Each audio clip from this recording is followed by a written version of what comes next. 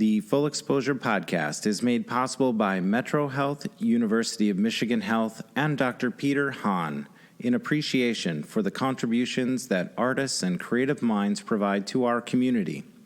Arts and culture are essential to a rich and rewarding life, strengthening our overall well-being and our appreciation of all that we see, hear, and experience. Hey, everybody. Welcome to another edition of Full Exposure with me, your host, Brian Kelly. This is the podcast where I invite a guest to my studio in Grand Rapids, Michigan. The first thing we do is I create a portrait of that person via photography. And then after that portrait session is finished, we sit down and have a conversation about whatever we want. And my guest today is Rick Beerhorst. He's a renowned painter. One of the best, for sure, that I've ever seen and have had the pleasure of knowing. And Rick arrived at my studio a little bit differently than any other guest that I have had to this point. He arrived with a black eye. And a black eye is not something that you normally see on an adult, you know? It's pretty rare. And it was kind of the elephant in the room for the first minute or two that he was here at the studio. And I was like, I know... He knows that I see he has a black eye. He knows he has a black eye. So I'm just going to ask him, Rick, what happened to your eye? And then selfishly, I quickly realized that I just said to him, I go, oh, wait, Rick, wait, don't tell me now. Save the story for the podcast. And so we did the portrait session. Amazing portraits of him, by the way. I'm always very inspired to shoot Rick. He's a great to collaborate with. He paints a lot of portraits himself, so he really gives a lot during sessions and is just a joy to photograph. But it turns out, as you'll hear in the podcast, maybe a week or so earlier, Rick had gotten his ass kicked, as he says, in a violent altercation at 2:30 a.m. near the downtown dumpster, where he was throwing away roughly $700,000 worth of his paintings and sketches, basically the majority of his paintings, his inventory. He had rather quickly decided to destroy that inventory with a box cutter and a table saw. Suffice it to say that Rick and I have an awful lot to unpack in this episode. He's a fascinating person. I don't know anyone quite like Rick Beerhorst. I've known Rick for a long time, probably 12 years, maybe 15 years or more. I don't really know how I met Rick the first time. It doesn't really matter. He's just been part of the ether of Grand Rapids and the artistic scene in West Michigan. And He's, in my opinion, one of the most talented painters that Michigan has ever produced. He's also complicated, and Rick is a survivor. He's battled through periods of intense poverty, depression. He suffered mania. His 29-year marriage dissolved a few years ago. And now, after a period of intense self-reflection and meditation, Rick has fully rededicated himself to his art and artistic career. Even so, shortly after this episode was recorded, Rick embarked for Europe. He left Michigan and is now living in Paris, where he is painting, reading, and writing. This is an incredible episode. Because Rick has been very open about his battles with depression and bipolar, being bipolar, although I did call him and I said, we FaceTime from Europe, and I was prepping this episode and I just thought, I want to touch base with him. I want to make sure he's okay with how I characterize his battle. And he's really, he's okay with that. And but he's really not trying to be defined by that struggle that he has. He's dedicated himself to a life of meditation and self-improvement, and he feels that he's passed a lot of his issues that had been more intense in the last few years. And so because Rick's a friend, I took an extra moment to reach out to him just before I recorded this intro, just to say, hey, man, I want to talk about this. I want to tee it up for the audience, but I want to make sure you're okay with that. And Rick was. So, there's nothing more to say except listen intensely. This was a roller coaster interview. Rick is full of energy, full of enthusiasm, and again, is unlike anybody that I know, and is someone that I respect as an artist, and I certainly respect his passion and drive for success. So let's sit back, let's enjoy this episode, let's explore the bigger picture with painter and artist Rick Beerhorst.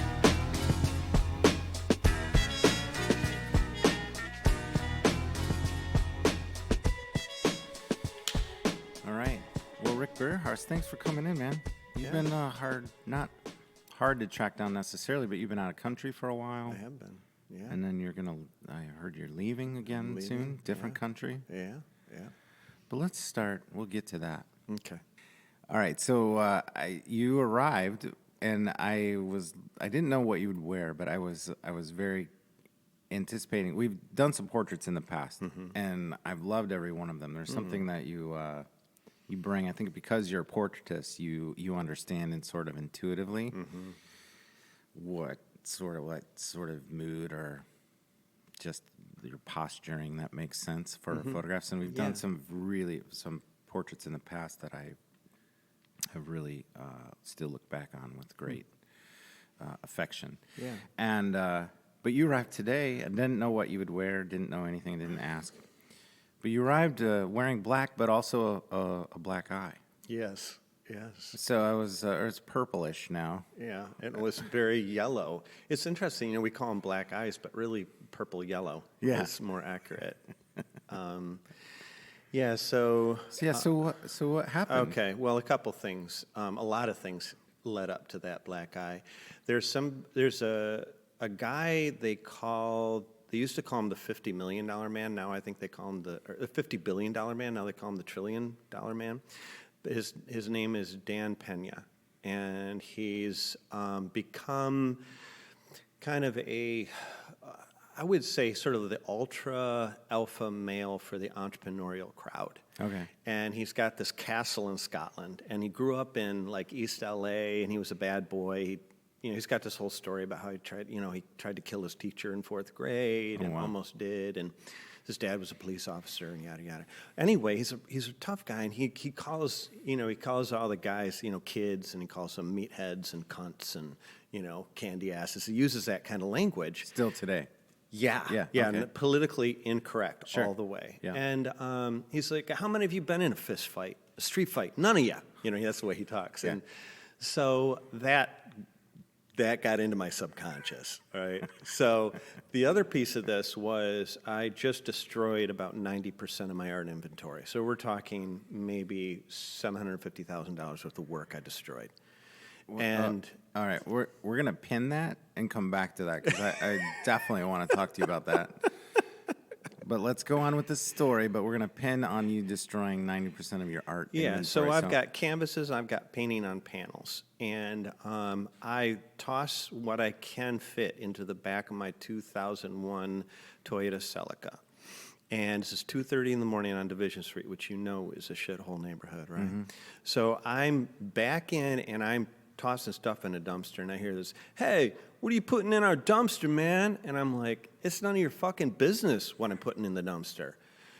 I've got permission from the building manager, so I'm mouthy, and I'm also sort of irritated with the question. I'm irritated. With the authority of whoever this person is. Yeah, they have no authority to question me, Rick Beerhorst. Do you not know who I am? Anyway, so it's like, what did you just say? I said, it's none of your fucking business. You want a piece of this? Yeah, and next thing I know, it was like getting hit by lightning. Like, I came at him, and it was just like boom, boom, boom, boom, and I was on the ground.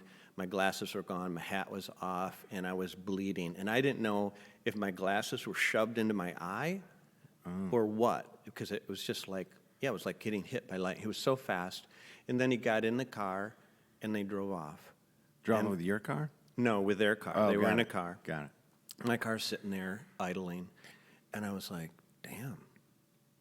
That was great. Wow, that was kind of amazing. It was kind of amazing. So I went and I found this woman I knew who was a nurse. You know, I knock on her door. Now it's like 3 a.m. I wake her up and she looks at it and she's like, I don't think you need stitches, but what happened exactly? You know? Wow. So, you know, she cuddles me a little bit. We clean it up. I go home and I'm like, wow, that was cool. But what made you, it sounded like you escalated, like right off the bat. Yeah, well, I think, and I thought about this a lot, obviously, and I had some anger. I've been processing some anger. And part of the anger is I've wasted so much time in my life. I've wasted time doing things that didn't work. I sort of like owning failure. Like there's one thing where you make mistakes and you put it off on other people. Well, like, he didn't get me, or she was just a bitch, and she, but Sure. where you start to actually own it and like, man, I screwed up. Right. Like that was, and some of that is, consternation and anger, and it just had to get through me. And it's interesting because we say like I had my clock cleaned or I had the shit kicked out of me.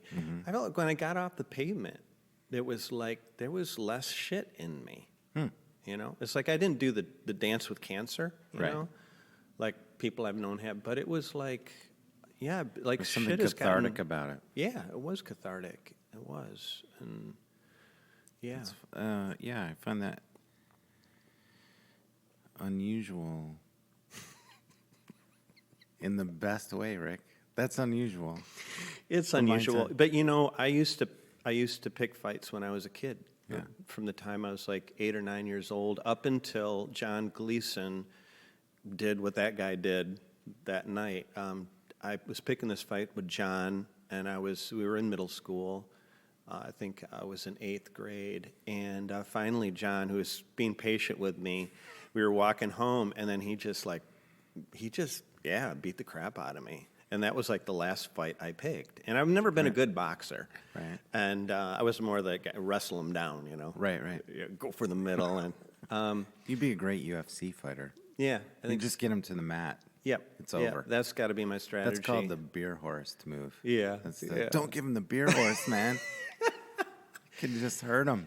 No, but there is something about getting desperate. Getting desperate for change. And I'm not like saying, be a jerk, shoot your mouth off, and get beat up. Like I'm not, suggesting that for anybody.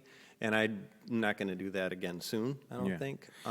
Well, it sounds like it was a reactionary thing that allowed you to process some things, and also I think a gut check. And I don't want to speak into it because you're not. I didn't experience that, but like you have that.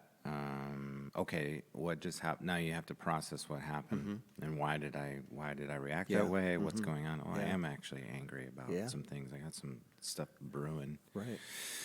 And then to come away from it feeling cathartic and unfortunately not injured more. Yeah. No, I was lucky. I mean, I thought about it. He could have killed me. He could have kicked me and broken some ribs. Really could have got into it. And he was pretty merciful, really. He's like, put me down and then drove off. Right. And, but yeah, I think there's things that I've been processing. I mean, I got divorced after 29 years. And it sort of, had built a brand around my family. We were pulling the Wonder Wagon. It's all your kids artists. They ask, and you homeschool them, and you got chickens here, and I just kind of blew that up. When I got, I ended the marriage and walked away, and in a sense, that overused phrase of reinventing myself. So I mean, a lot of shit's gotten real over the past few years.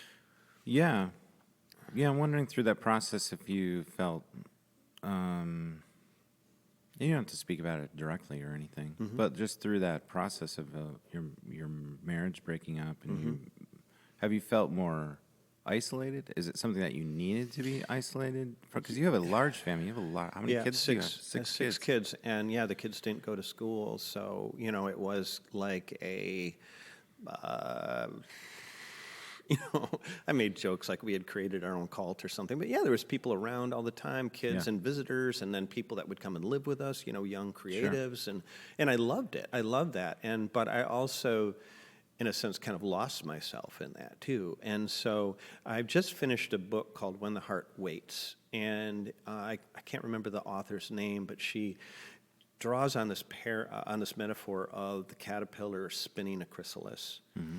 And I really, especially I would say, since the past 3 months has been a lot of isolation, because when I came out of my marriage, there was a lot, I got on what I would say kind of a romance carousel. It was like romance after romance, some stacking romances. And that was, it was a lot of fun for a period of time. But then, I kind of came through that. And then as that closed down, I really, really isolated. So, got off Facebook, got off Instagram, shut my Etsy shop down, which I had done for 12 years. This is just the last 3 months? Yeah, changed my phone number. So very few people have my phone number. So really built this chrysalis and went inside and I bought a Bible. I haven't had a Bible for 2.5 years. And this is interesting, too, because I started from the beginning reading, and God is a badass motherfucker. Because what does he do? He looks at his creation, it's like, damn. And he's going to do this flood. He pulls Noah aside. Look, this is what we're going to do, build a boat, and you get your son in it, Mm-hmm. And he's got this inside thing, and then he just floods. He just wipes the slate clean, which is in a sense what I did with my artwork, with my art inventory. Yeah. I know I'm going to Paris. Let's go back. Do you mind? You brought up art inventory again. Yeah. So let's just set that up. So you're a prolific painter. Mm-hmm. You create amazing portraits, conceptual portraits. Mm-hmm. You use portraiture in a way that I've always loved. I've loved your portrait work. I love your cityscapes too, but your portraiture is something that I think it's because my particular perspective is just right where it's at. But I'm trying to wrap my head around you throwing your work in a dumpster. Mm-hmm. Yeah. I'm trying, that's hard for me to understand. Yeah. Because I couldn't know that it's either brave or the least wise move I've ever heard of. Yeah. It's either outside of suicide. Well, I mean, you did sort of wipe out an era, because I know how hard you work on those paintings. Mm-hmm. It isn't like they, you're not a Picasso on a napkin and then just they go off into the world. There's so much detail and amazing process. Yeah. So what is the mindset the last 2 or 3 months where you get to a point where you're like, you know what, I think I don't want 90% of my work to exist on the planet anymore? Right. Well, part of it is, that there are pieces in private collections and public collections all over the world at this point. Sure. Because I've been painting, Yeah, this was this is what you've been working at. This is unsold material. This is unsold material that I had in my own personal inventory, and I've also been experimenting a lot with a lot of different things. So, like Pixar, we see the films that get released, but there's a lot of films that will never be released because they weren't good enough. And there was also, this idea of the remnant, after, you mentioned the portraits. I think that's what I'm best at. That's my best work. It's not just because you're a portrait photographer. No, I agree. I think it's the best work I have. And so I'm spending a lot of time listening to people like Zig Ziglar, Jim Rohn, Les Hill, Dan Pena, John Maxwell. These are people that get paid a lot of money to do, Tony Robbins to speak. They're, motivational speakers, and as I've been listening and also reading their books, because I've read a couple of Tony's books now, it's like, what makes a high achiever? And one of the things Tony says is massive action. If you want to change your life, you need to take massive action. Mm-hmm. So the destroying my work was a really brave move. It was a calculated move. And part of it was economics, because when diamonds are costly because there's not many of them. And right now in my studio, it's like the supermodels. It's just the supermodels. It's just the all-star team. And that's really exciting. So how do you what is the choice that manifests when you actually go to destroy or discard? Did they just go in wholly into a dumpster? No, or I did took you a razor destroy them? blade to the canvases. I shredded them. Because I would have been I will go leave right now and go to the landfill and try to find them. Yeah, and then I took my circular saw. It was very dramatic. Into all the panels. What did you feel like doing that? Oh, God, it was exhilarating.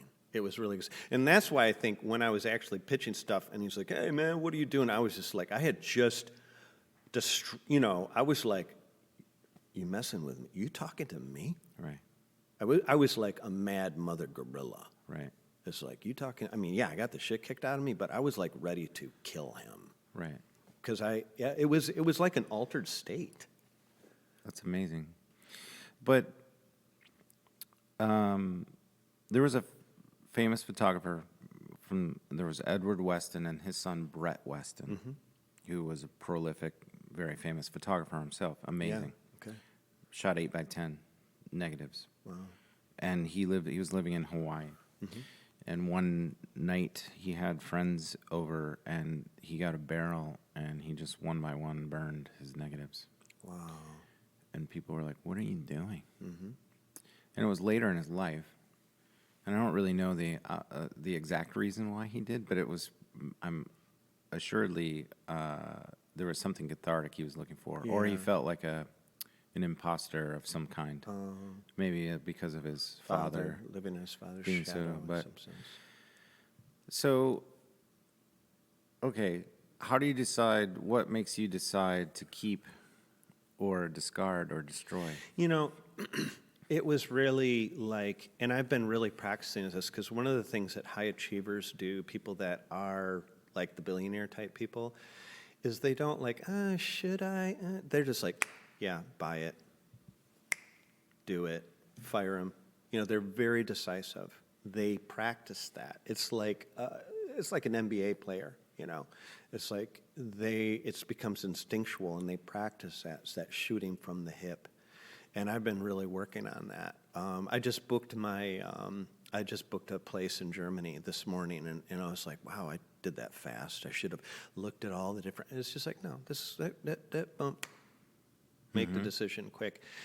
I remember reading, I think it was the book Blink, maybe, where firefighters are like, do I go down this hallway or that hallway? It's like, yeah, this one, and all of a sudden, that one caves in, and he makes that right decision over and over and over. And how did he know? It was just instinctual. Was it the Holy Spirit?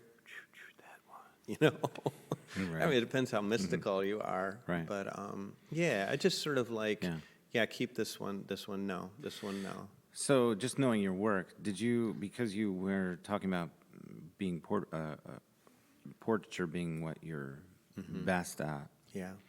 Were a lot of the cityscapes and that sort of work? So it did make it. And most of the work that I did at that big UICA show 2 years ago, it's gone. But those were portrait-based. They were portrait-based, but it was just not the kind of work that I wanted to continue with. And again, I'm relocating. So I am in conference right now with a local businessman who we're talking about what pieces there are. Some pieces I'm going to leave behind, and he's going to be in charge of my sort of legacy. I'm leaving here, and I'm going to Europe, and I don't have the intention of coming back, at least not anytime soon.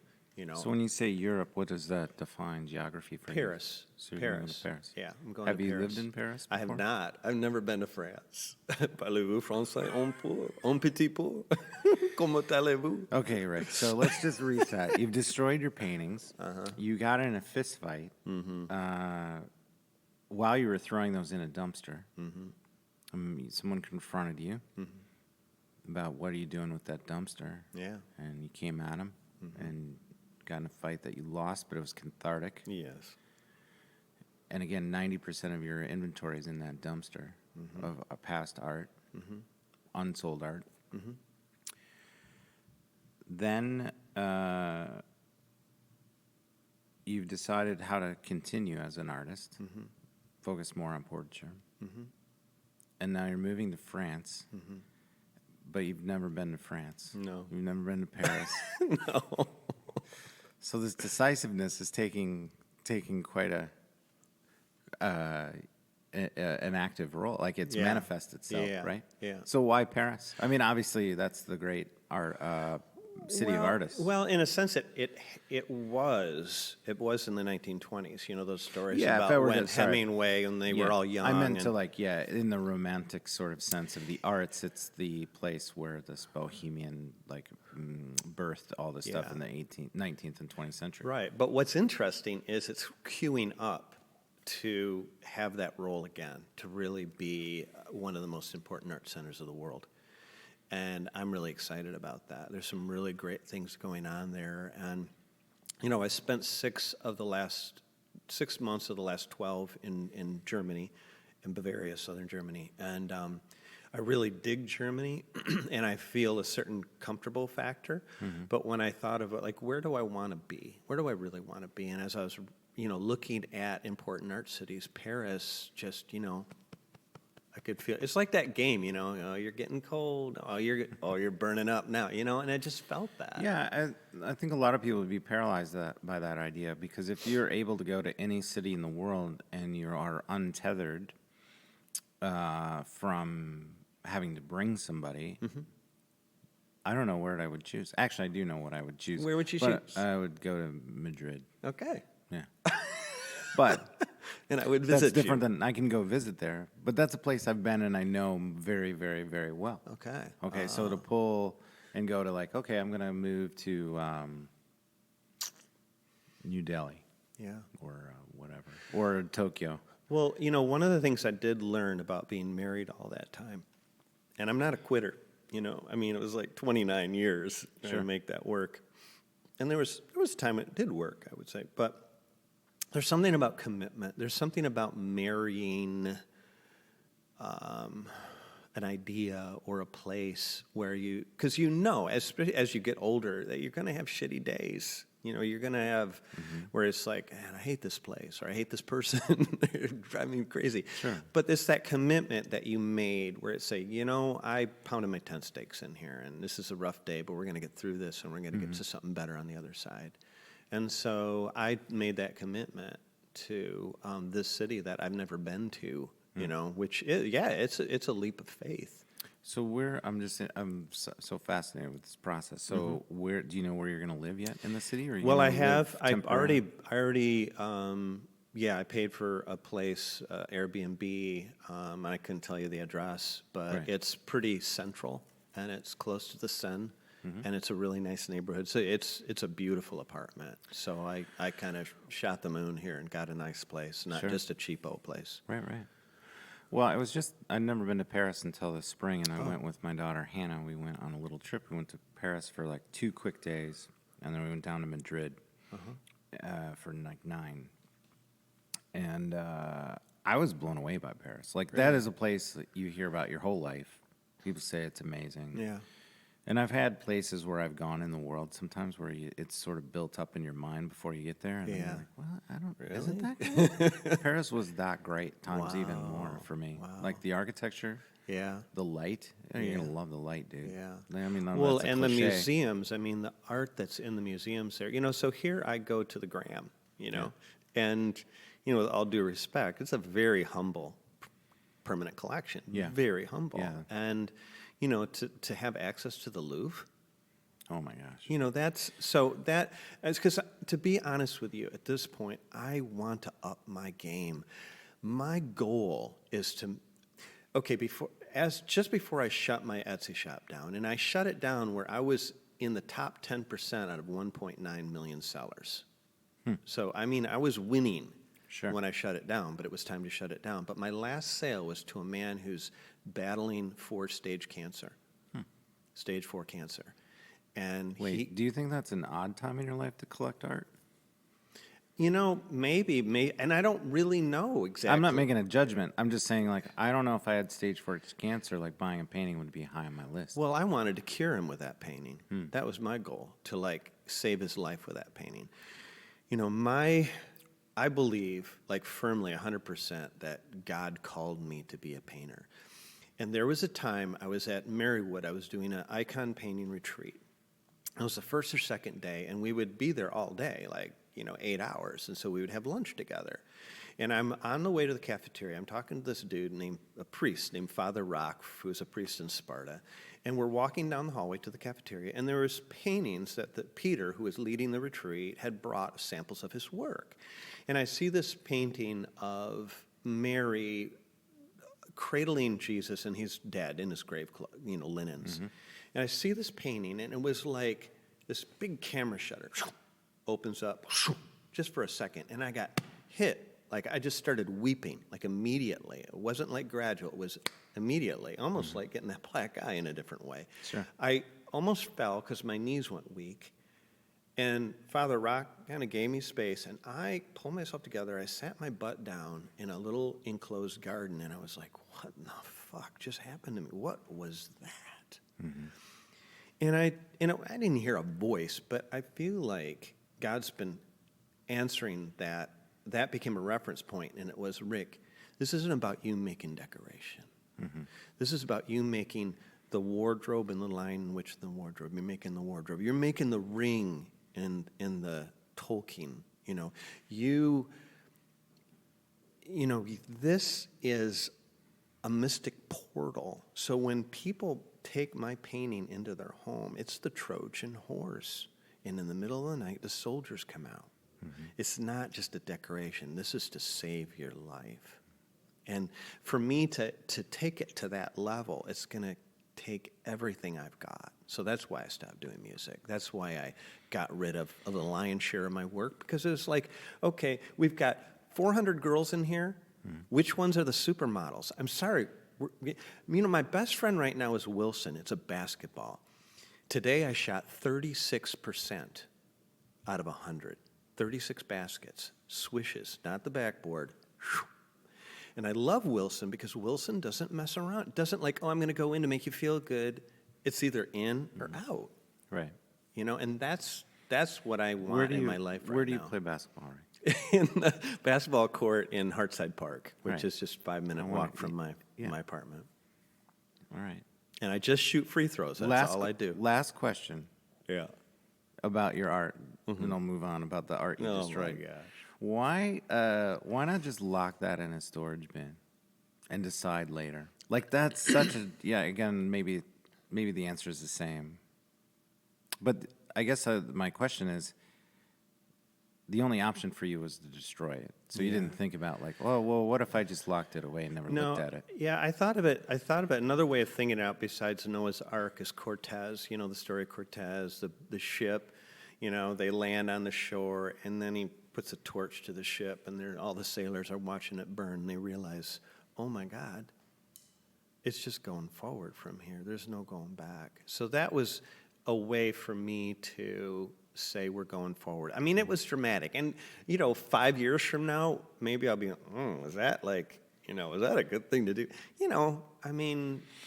What's kind of interesting about conversations now is the buzzword of just talking about seasons, seasons in your life. Yeah. I do that. I do think of things that way, and I almost say that, although I kind of don't like that phrase now just because it's sort of overused. Seasons? It's like, you're in a particular season. Yes.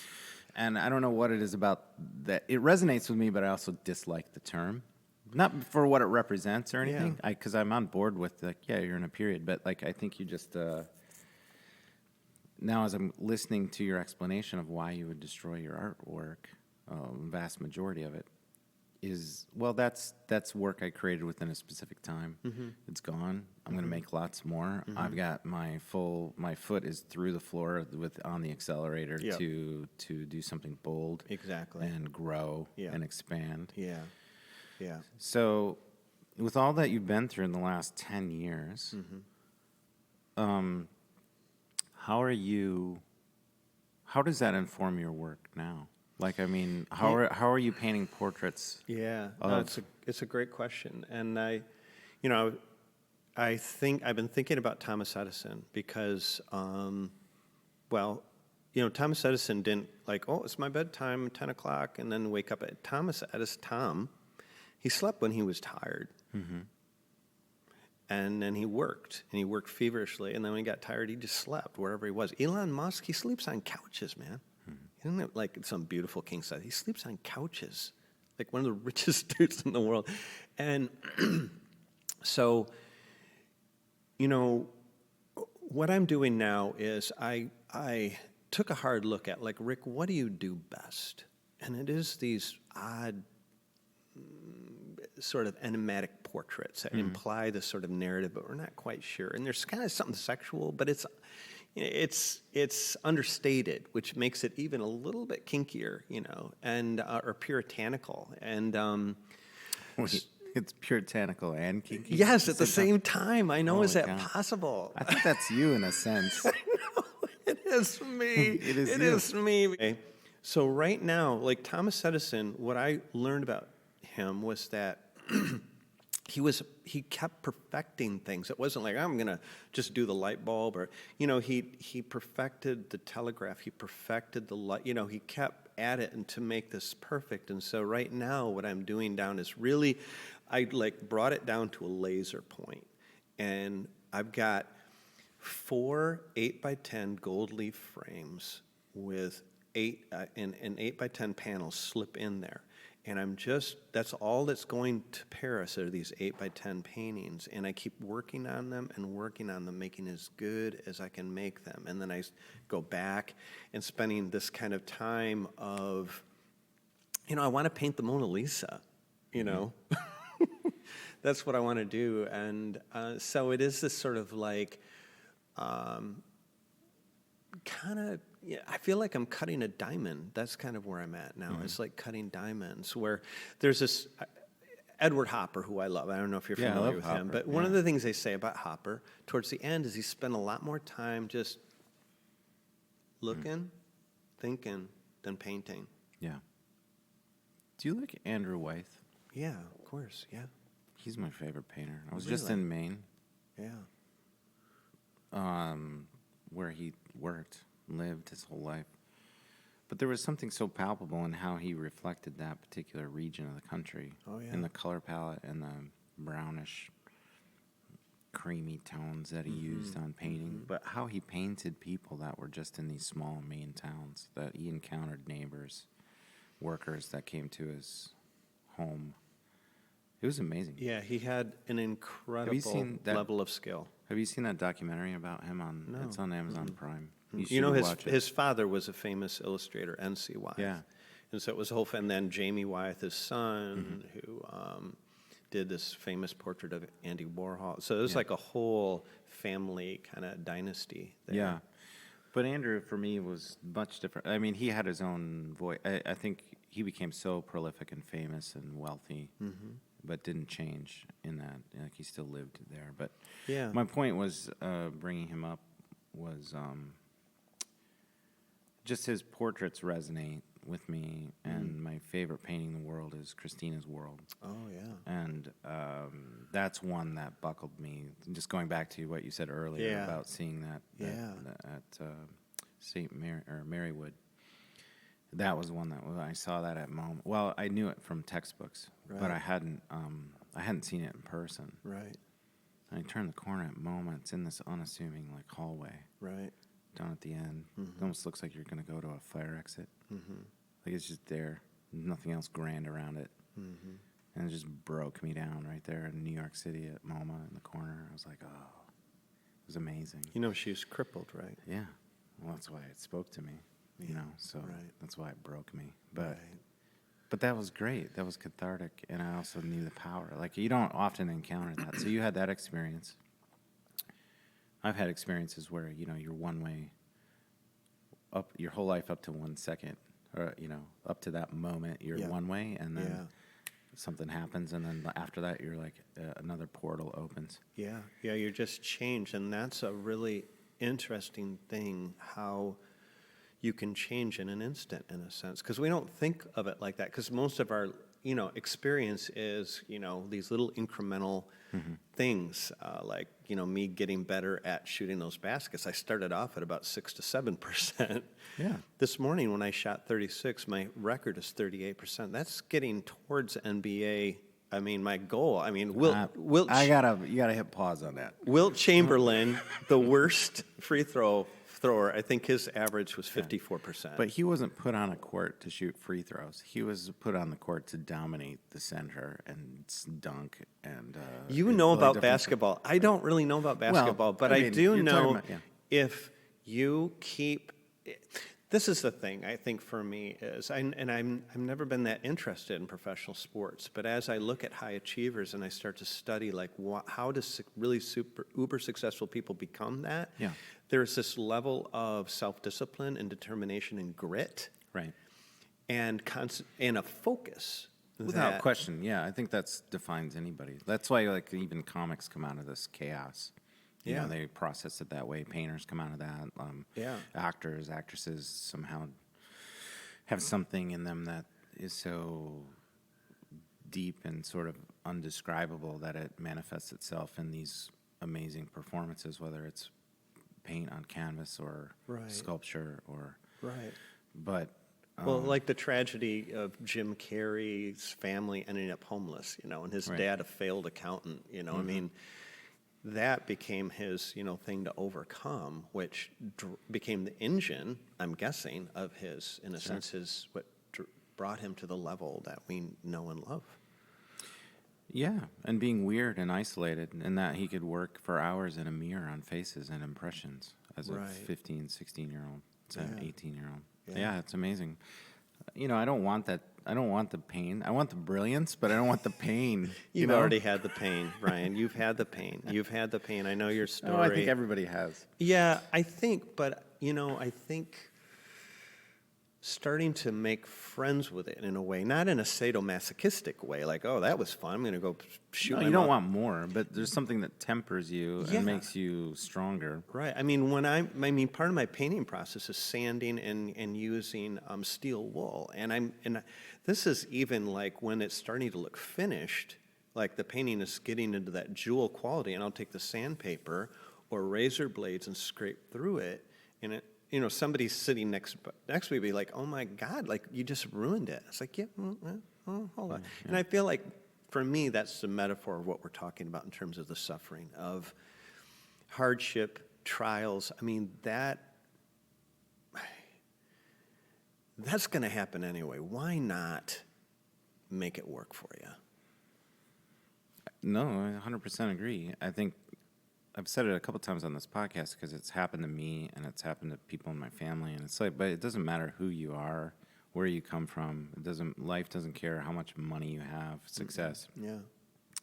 I mean, at some point it's going to get around, life will get around to just smacking you in the mouth or the eye or whatever. But it's true. There's something metaphorical about that. Like no one's immune from, the shit that's going to get tossed in a moment. And you have to battle through it. And maybe all books are like that. And which is why books are in my paintings a lot. Like I feel like books, story is what I feed on. They inspire me. They get me excited. And birds in flight. So there's books, birds, and butterflies, and those things. So, is that something you Clocks often and shells? You often articulate why those are people will ask me a lot of times, and what happens with artists as we mature, as we develop a sort of inventory of symbols, a vocabulary, a personal kind of vocabulary of symbols, and you see that with Picasso. Picasso loved the self-portrait, and he loved the femme fatale.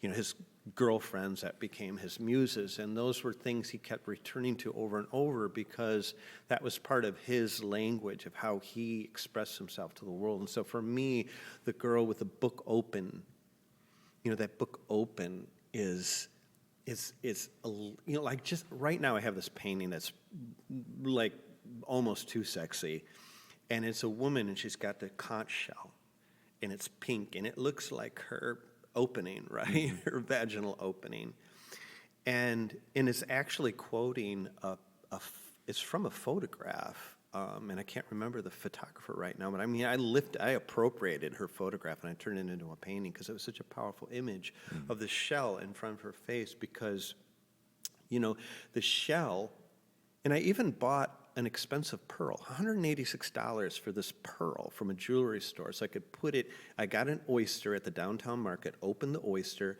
I put this pearl that I bought for $186 into the oyster and painted it for this mermaid painting, because shells in books, in clocks, that's how I talk to the world. That's how I... Sure. Because there are times where it's like why we have musicals, you know, it's like words just aren't enough. Right. You know, it's like you need images, you need paint, you need what the magic you do with lighting, you know, with your photographs. These are not just photographs, Brian. You have found some kind of mystical magic with you and your pals here that create this magic yeah, that you do. I appreciate that. I don't, you know. And that's not flattery. No, I thank That's just you. calling a spade a spade. You're the one wearing black, sir. Not me. No, I appreciate that. I mean, it's about, yeah, it is a form of expression you can't verbalize. I mean, you can't verbalize, you can't create a photograph or a painting with words. Right. Or music without lyrics. Like, I mean, that's why films are so powerful, because sometimes a film isn't that great, but the score can take you to places that you never or the could experience just by watching or it. the way it was shot. You know, Yeah. I mean, just saw that Joker movie, which I had to walk out of because it was so intense. Mark just saw it. I haven't seen it yet, but Oh, Mark my saw it God. and he was like, "That was intense." And it was so beautiful. I mean, the shots in there, and it's nostalgic because it's like, what time is this? The 70s? Is this New York in the 70s? Because you know, it's always it's like New York City, Sure. Even though it's whatever that comic book city is. Yeah, I forget for sure. But yeah, it's the language that I have created is my language, and it's what makes my paintings not like anybody else's. And that's going to happen more and more as I procure and as I zone in on who I am and what my work is here to do. I'm not Baltus, I'm not Picasso, I'm not Andrew Wyeth, I'm Rick Beerhorst, and the only one that ever existed and ever will exist. And I want to open that oyster, as many as I have to find that pearl. That's my goal, is to find the pearl. Well, I think you've painted lots of pearls already. I mean, you have. There's Thank you. some amazing, iconic work that you have and created, and this. Well, I'm excited about what you're going to end up with Me 5 years too. from now. You know? Mine too. And my notion that I have someday, what I want to do, and I don't like the word someday because someday is like basically saying never. So this is what I want to do when I can afford to hire you, because I'm going to create massive wealth. That's my other thing we haven't. Well, that's the other podcast. Really? Yeah, massive wealth. Is I want to do a project with you where you and I create photographs together and that become paintings. So you messaged me. So let's just have that conversation now, because you messaged me, I don't know, a month ago about something, and we were like, hey, I want to meet with you about something. A collaboration. Yeah, and I was like, wanna okay, collaborate cool. with you. And then I think I went out of town I went out of town. And Because I was your like, well, your so- photographs are so much like paintings, and my paintings, like, I have become more and more friends with the camera. I use the camera too. Sure. And you know, part of me accumulating wealth is to be able to hire professional models, professional photographers. Is that how you say photographers? But I really want to create that partnership, and I've loved you for so long. You're one of the people that I get excited when I'm around you, and so at some point I want to create some body of work where we're collaborating together, and it's not commercial. It's like fine art, like drop dead gorgeous fine art that museums are lining up to get a hold of, and it's something you and I did together. That's a bold swing, my friend. I know. I'm You in just put that it- zone. You just put it out in the ether. Museums will line up. Yes, yes. Well, if I get to come to Paris, that, I wouldn't mind failing in Paris. That wouldn't be bad. It's a great city to fail in. fail, There's always croissants, there's always croissants, and the ones with chocolate in them. It is. All right, so we'll fail in Paris together. Because that's one of the things I did learn doing music is, and you've created a team here, is when you bring other people into your venture that can do things that you can't do, you sort of amp up everything, and you start coming into that, Yeah, I've become more, things have gotten, as a photographer, I learned a lot from making video, though, like how to collaborate more. Mm-hmm. Because you can't do video well or make films or whatever it is by yourself. Right. Not very well. Right. And photography, as things have gotten more complicated with lighting and how I want to shape light, I need hands and eyes, and Mark has played roles. I've had other people over the years play roles where I trust their eye and they can speak directly to, like, hey, I think you should do this. Right. And I don't have an ego enough to go, don't tell me what to do. I listen, and many times it's right because they've also worked. They know me, and it's not like they're trying to do the work. They know my work to help me. So that sort of helpers.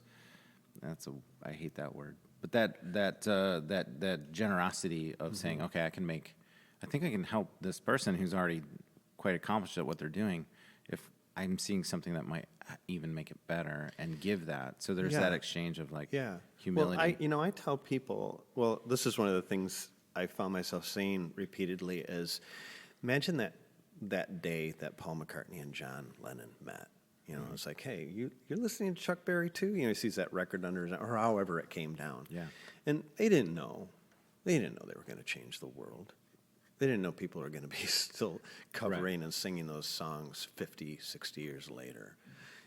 And so I'm always looking for that Paul McCartney to my John Lennon. I mean, every day. And I think those are rare moments, but I've also had tastes of that when that has happened. And, the relationship, there's I know there's a time for isolation. There's a time to make your chrysalis. There's a time to cut your way out of there too and start flying around and gathering nectar and pollen. Yeah. So and I think a lot of that does happen in these special relationships that happen. And if you pay attention and you can cultivate them, and have the humility to set your ego aside to some degree, some healthy way. Yeah, some incredible stuff happens. So going back to building wealth, what is it outside of being able to do grand collaborations with people? What is it about wealth? I mean, I don't think and I'm not arguing with your premise. I'm just saying, like, people like Robbins and Tony Robbins and some other people, like, it can be the result of something that you're doing, or it can be the goal. And I don't know how that exists necessarily. Like artists, most of the time when they're wealthy, it's kind of an accident of great timing, of being in the right moment at the right time. I don't know how much, personally, I'm just wondering how would I do that? Yeah, of course. And I don't know how to do that outside of creating work that the goal, or having the goal of financial wealth versus. But I also am stuck because you're not helpless. You don't have to wait for it to come. You can take action and do things that move you forward. But I don't know. Well, I just want to probe that side of your mind. Well, I'm obsessed with it right now. So I focus. I learn just like I'm learning to do free throws now. Now I'm focused on how to very wealthy people build wealth. I mean, and I've bumped into some billionaires who have collected my work, and it's a different kind of person, and I got to the point where, like, I'm curious how that happens. How do you become a billionaire? When my very first song I wrote when I was about 8 years old was Millionaire Rick, he's got millions, Millionaire Rick, money, money everywhere. It was just like this little silly thing I did, but it was like, what was that about, What was it? Some very, some foreshadowing. So anyway, as I start to study it, I'm realizing so much of it is an inside game, like so many things. It's about mindset. And so much of my mindset has been in the past has been a poverty mindset because it's what I inherited. Even though my parents were like middle class, it wasn't like that kind of poverty we think of. But, you know, my dad was a wage earner, and they were very humble aspirations, and we never talked about money, you know, and that's what poor people do. They don't talk about it. And we say things like how the other half lives. Well, that's a chasm. I mean, Evel Knievel maybe can get over that, but you're not going to get over that. But if you start to look into affluent people and how I was listening to Donald Trump, and I know that's like evil, but I was listening See to what just happened? I know. I was listening to his book that he published a while back, and I'm like, wow, he knows a lot about real estate that he learned from his dad, Fred. Like, you can say maybe people don't like him president, but he got really good at creating wealth. And also, you know, somebody like Tony Robbins, who I'm working through his book right now, Winning at the Money Game.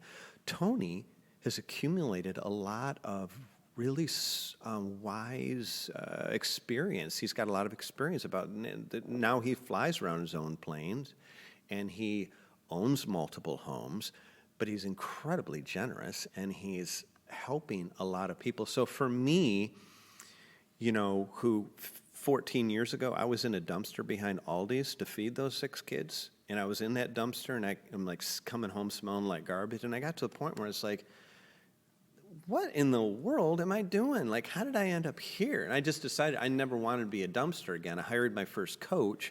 He said, how much money do you want to make next year? And I never had even had that question asked me before. I said $100,000, and 2 years later, I hit that mark. You know, when Jim Carrey wrote a check for himself for $10 million, 3.5 years later, he's in Dumb and Dumber, and he gets a check for $10 million. So these sorts of things, you start to see how this works, and you go, well, I want to underscore something because I know it as part of your history, but I don't for our audience. I mean, you mentioned that you. I mean, remember, we have a mutual friend. You would borrow his minivan so you could go into dumpsters and find things for your family. Yeah, and that's how hard it was. It was hard. I remember one night where a cop, he stopped me, and I was with, you know, a couple of our, you know, punk, you know, young people that were living with us, maybe a daughter or two, and a cop, you know, comes over, hey, what are you doing? I can see your driver's license, and, you know, that's not your van. Yeah, I borrowed this from my friend, and then he goes off. 15 minutes later, the cop comes back, rolls his window down. He opens his billfold and gives me $20. And he says, Happy New Year. And I'm like, God help me. Like, this has got to change. You know, it's like the fat guy getting to the top of the stairs. Man, I don't want to have a heart attack like my dad. I'm going to find out how to get rid of this extra weight. You know, that was my, like you said, like sometimes it's an instant. Right. You know, I got to change this. So now I've opened this thing up, and now it's just like, well, what would it look like, you know, to have a life where I've created a money machine, you know, through my investments, that I can create this kind of affluence so that I can say to my kids, hey, you know, let's do Paris together next year, and I buy them all plane fare because they're not going to do that on their own right now. You know, like I want to be able to do things like that, Brian, and to be able to do those kind of things, you have to have the financial muscle or to be able to plug into that currency in a way that at this point I can't. So having that kind of vision, how do I get there? How have other people done it? You know, I will do what they do. You know, find a mentor, find a model, do what they did. Well, and I think it's good for art. I think it's my takeaway is still that you, a lot of artists are like how they create a business or create value or assign a value to their work is the hardest thing that we do. Like, how do I know if your painting, like, how do you know if your painting is worth $500 or $50,000 or $500,000? You know, and a lot of it's a mystery, you know, like you don't know, but my point is that you're thinking in ways that are smart around finances and also creating goals. I think every artist should have goals, and they should have financial goals too. Yeah, but they were taught, you know, we went to art school and all their mentors were academics who got paychecks. Yeah, don't get me started on that. And my grandfather was an entrepreneur. We had, Beerhorst and Sons tulip bulb company. And my great-grandfather, started the company. And he, at one point was on a hillside taking care of sheep and knitting socks, And so, he left his country at 18 and walked from Westphalia to the Netherlands and, went through all kinds of crazy shit to build that company. So I know it's in my DNA. Yeah. I'm just, I had to root around. And that's part of my going back to Germany. It's like, what is my story? Who am I? Right. And hooking back into those roots to where I'm at okay, if it means, destroying this work, or if it means reading, I mean, right now I'm reading 3 hours a day. You know why I'm reading 3 hours a day? Because Warren Buffett reads 3 hours a day. Bill Gates reads about 3 hours a day. They both love books, and they're both curious. And I'm like, interesting. Elon Musk, kids made fun of him. One, because he had that weird name, Elon. What kind of name is Elon? And he always had a book in his hand, which was not cool. It was not cool. I mean, the cool kids could throw a baseball really fast, but Elon was just like reading all the time. Look who's laughing now, So, yeah, I'm reading. I'm just devouring. And right now, yeah, it's like money matters, because it's like, I know a guy who's, dutifully money's taken away from his paycheck at the place he works, put in a 401k. So he's getting real close to retirement. He sits down with his financial officer and it's like, gosh, not a lot here. Like you don't have enough to retire and have anything close to, your current lifestyle, because most 401ks is dying by 1,000 cuts. There's all these hidden fees, but my friend didn't know that. He didn't know anything about it. It was just 401k, It's like, so when you don't know, you're taken advantage of. And it's like the Wolf of Wall Street, It's like people can hate that guy, but all the dumbasses that signed up and signed away their life savings, that should have known better, should have investigated it. So, I just did so I sell things on Craigslist because I'm getting ready to go. And there's this scam all the time. And it happens to me all the time. And so I had my car up for sale. And they say, okay, how much do you want? Is that your firmest price? I said, well, I might go down to here. Okay, that seems like a fair price. I'm going to, I have a moving company. You write the check and dot it. And I say, you stupid fuck. Why didn't you write that check to go fuck yourself? That's what my text is now. Because I hate these guys. It's like, get a real job. Stop trying to rob people. But that's the world. And that's the wolf. It's like, I'm doing a painting, Little Red Riding Hood. It's like there's a wolf that's going to try to eat her. That's life, buddy. Well, and those Craigslist scammers, if they were never successful, it wouldn't happen. It wouldn't exist anymore. You know what I mean? Because, if no one ever fell for it. But, we're gullible. Well, hopefully less gullible than we were yesterday. Well, I'd like to get to Paris and see how you're doing at some point. That'd be cool. On my way to Madrid, because if I had to pick, it wouldn't be Paris. But a lot of people in Germany talk about Spain like that's the coolest place to go. A lot of Germans a lot of expats down there. They vacation down there all the time. Germans like Spain. I have to go and get a taste for it. Maybe I really dig Spain. I'm starting to learn to tango, so. Nice. Yeah. Well, you're halfway there. Yeah. Then you'll be doing the flamenco. Yeah. Crazy.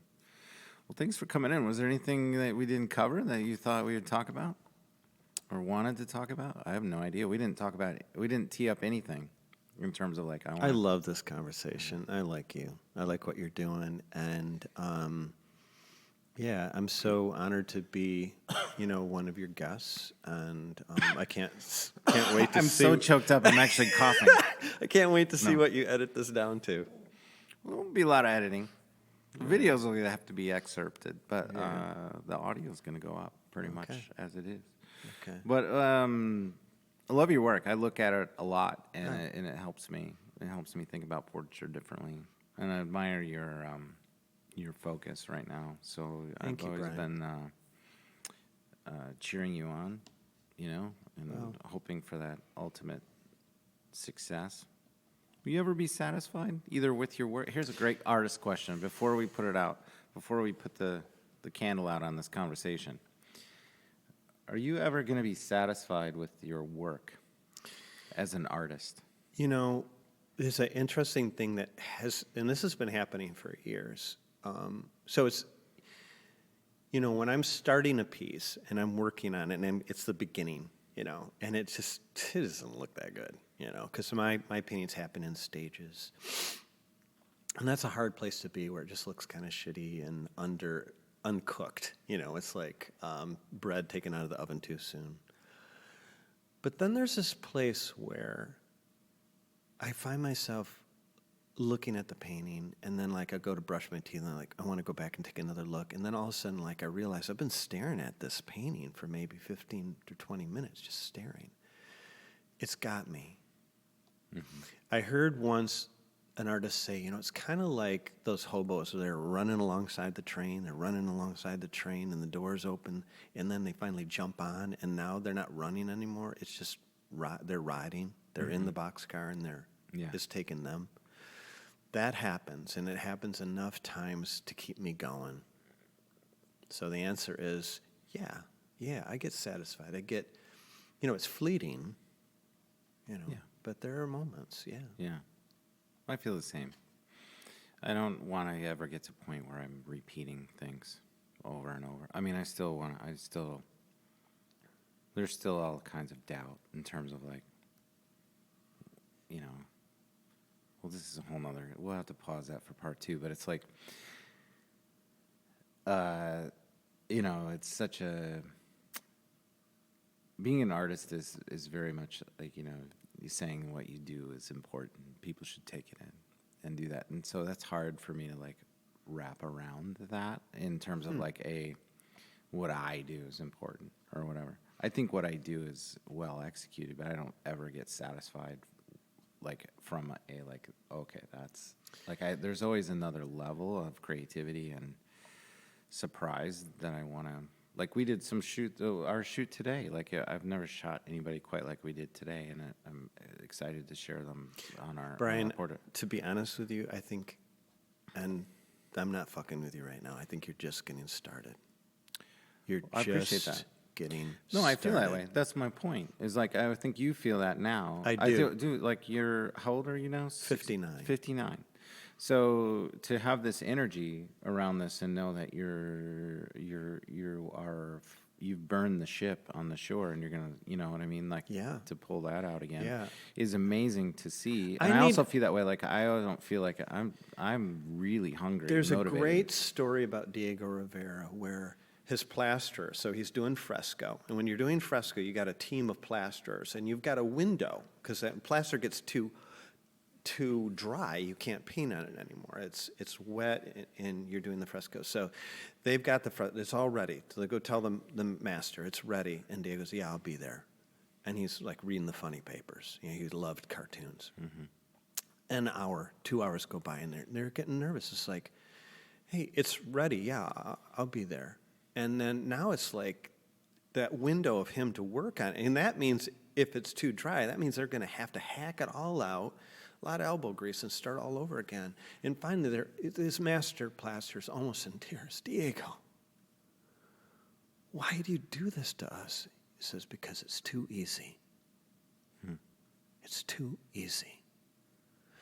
And Grand Rapids has gotten too easy for me, Brian. I need a challenge, and I think Paris is going to be a hell of a challenge. Yeah, I think you're right, but I think it's going to be an amazing thing to take in. I think so too. All right, buddy. Thanks for coming in. I appreciate it. You bet. Well, that was a unique episode. Rick is one of the most unique people I've ever met, and his passion, his drive is certainly contagious. And as we wrap this episode, he is in Paris. He is painting and getting to know the city. I don't think he's been there much more than a week or two. And it'll be very interesting to see this year in 2020, the trajectory he takes over the next 12 months. So, speaking of creativity and things, I really enjoyed the portraits we made of Rick just before we sat down and had this conversation. And I'd love for you to see them. And the easiest way for you to see them is to go to the fullexposurepodcast.com website, and you'll see Rick Beerhorst's dedicated episode page. Click on that, click on his portrait, and then you'll see more portraits I took of Rick. You can stream again this audio of the entire conversation. You'll also see video excerpts of our conversation in the studio. So again, the website is the perfect place for one-stop shopping for our multimedia podcast. You'll see the audio, the portraits, the video excerpts, and share it with people. Subscribe to iTunes, or it's not iTunes anymore, Apple Podcasts, Spotify, Stitcher, Google Play. We're on every platform, I think, almost. Please share this with us. Give us some feedback on this episode. I'd love to hear what you thought of this conversation with Rick. And the best thing you can do to help us grow is just to share and tell a friend about Full Exposure with me, your host, Brian Kelly. Have a great week, everybody. Let's go get it. This Full Exposure podcast episode has been made possible through the support of Metro Health, University of Michigan Health, and Dr. Peter Hahn, who believe that creativity and the arts are essential to a rich, healthy, and fulfilling life.